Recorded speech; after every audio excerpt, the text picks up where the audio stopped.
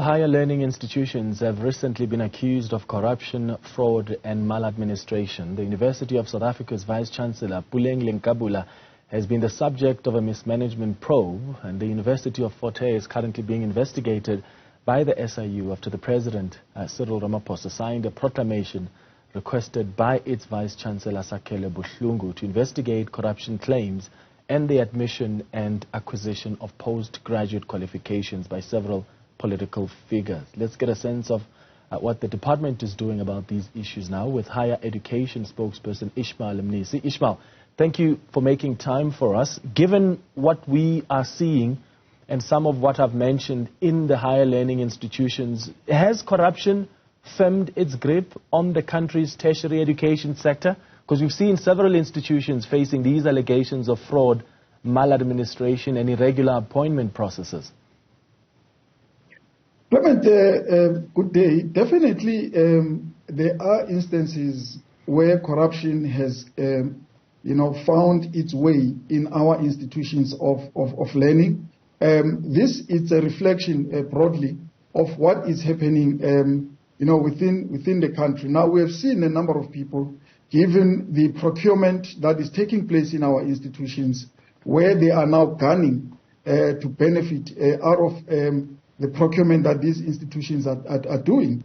This takes place on a range of services that our institutions are having, from transporting of learners, from accommodation, and also issues relating to the academia services themselves. So we have seen those now taking place. And what is the higher education minister doing about the state of the higher education sector and some of these issues you've mentioned? Well, acknowledging that there are problems currently taking place, in our institutions, particularly dealing with corruption, which is one of the manifestation of what we are talking about, because there's still a mismanagement of our institution and the roles that council and the management must play. Firstly, Minister Nzimande is considering the appointment of an ombudsman who will then look at issues of governance across our system. And secondly, we have produced what we call the guidelines for good corporate governance in our institutions, where it clearly articulates what is the role of council and the role of management that is taking place. Again, part of the challenges that we have are the issues of the rules of engagement during the protest, where we are now working towards the development of guidelines on the protests themselves, what to do and what not to do. And we are happy that the student leadership through SAUS and SAFETA in TVET colleges, including the management of through USAF, which is our VCs, are welcoming this approach. And we hope that it will go a long way to assist us to deal with the challenges that are faced by our institutions. Yeah, and unfortunately, when the vice-chancellors or management at some of these institutions are trying to strengthen processes, so it's not easy for there to be irregularities and mismanagement, their lives then are at risk. How is the minister dealing with the security concerns for academics at some of these universities? At some point, he committed to forming a task force that will work with the institutions of higher learning to improve safety and security.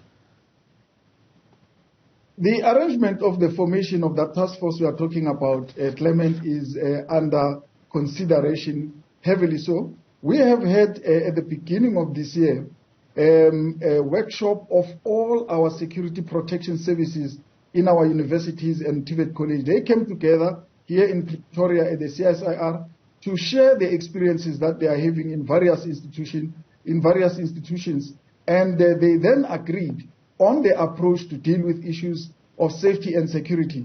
Of course, working with our police, we believe that we will go a long way to deal with some of these crippling security lapses that we find in our institutions.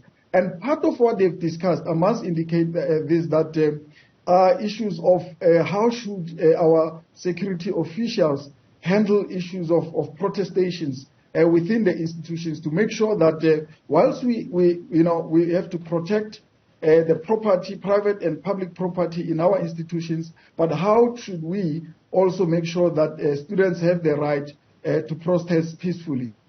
Mm-hmm.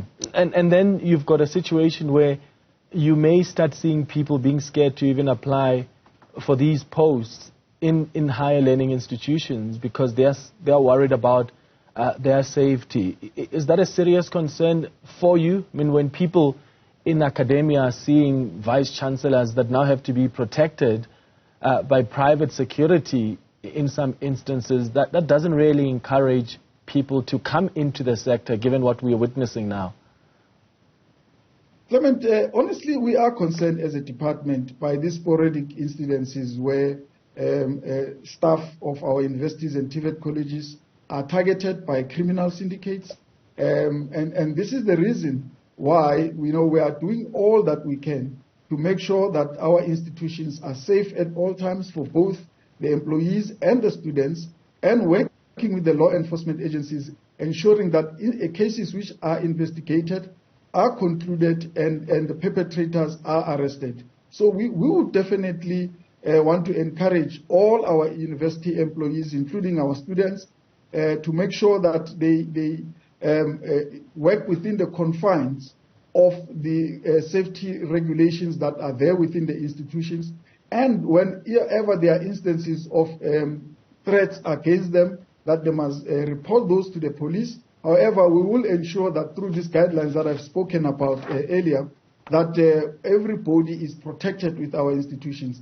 Remember, institutions are places of learning. However, because of whatever other activities that are taking place there, they end up becoming a target. And as we know, our institutions are a macrocosm of the entire South African population. So what we see happening in our society ultimately will find its way within our institutions. However, we are developing all those necessary mechanisms to ensure that everybody is protected. Mm-hmm. When you look at the Eastern Cape, you've got the Premier there, Oscar Mabuyane, who could be criminally charged if he fails in his bid to block the SIU from probing him as part of its investigation into the alleged fraudulent admission and acquisition of qualifications by public officials at the University of Fort Hare. Do you think that complicates things when you have some politicians also allegedly implicated? Well, Clement, all South Africans have the right to be in our institutions, regardless of the age and the position that they hold. Now, the case that we are mentioning is one part of many other cases that are taking place within our universities, and all our students have the right to seek justice whenever they think that they are being violated. So when we take into consideration the case of the Premier of the Eastern Cape, we treat it like any other case of any student who is trying to protect his rights. However, we've got an obligation as institutions of learning to apply the law, regardless of whoever that is involved.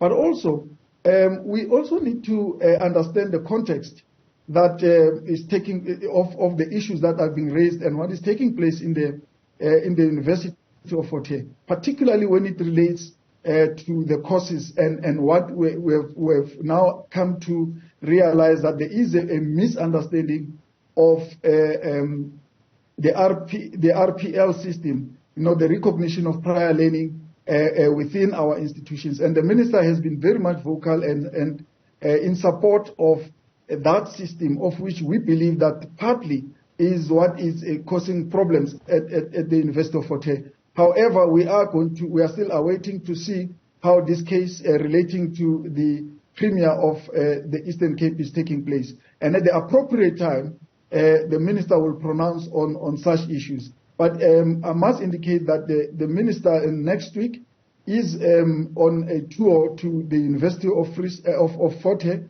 and we believe that some of those issues they will be reported formally to him, and we'll look into all of those so that we get to understand what exactly has taken place and what are the details of some of the cases that we are talking about now. Okay. There are those who believe that at the heart of the problem at these universities lies the issue of resources and the relationship between resources and power, who gets what and why. And the minister once indicated that some of the issues investigated by the SIU were also briefly noted in an independent assessor report in 2019, an investigation authorized by the minister, in which one of the 6 key findings was that there are disturbing signs of a widespread belief that the university is some kind of a cash cow which everyone is entitled to milk for personal benefits. Do we have institutions that are most affected by this, and what has the department done since that report in 2019? Well, Clement, as I've said earlier on, we having now a particular interest by the society to do business with our institutions, and which is acceptable, by the way, because there are opportunities that our institutions can offer in various areas where they are located. However, everything must be done in terms of our procurement rules. We do have those, and they must be applied at all costs. Where there are instances of maladministration and corruption, where we have encouraged our institutions to open cases against such in order for the police to investigate all of those. And this is one of the part of the reason why we do have the SIU in some part of our institution investigating some of the instances that we are referring to. We are at all material times encouraging our communities, our public, and our leaders in various sectors to work with our institutions to protect these institutions. But we acknowledge that they exist in those areas in order for members of the community to also benefit. However, everything must be done within the confines of the rules. The guidelines which I spoke about earlier on are part of mechanisms that we have put in place to ensure that everything is done above board and instances of corruption and maladministration are reported at. All right. Ishmael Mnisi, spokesperson for the Department of Higher Education, thank you for making time for us.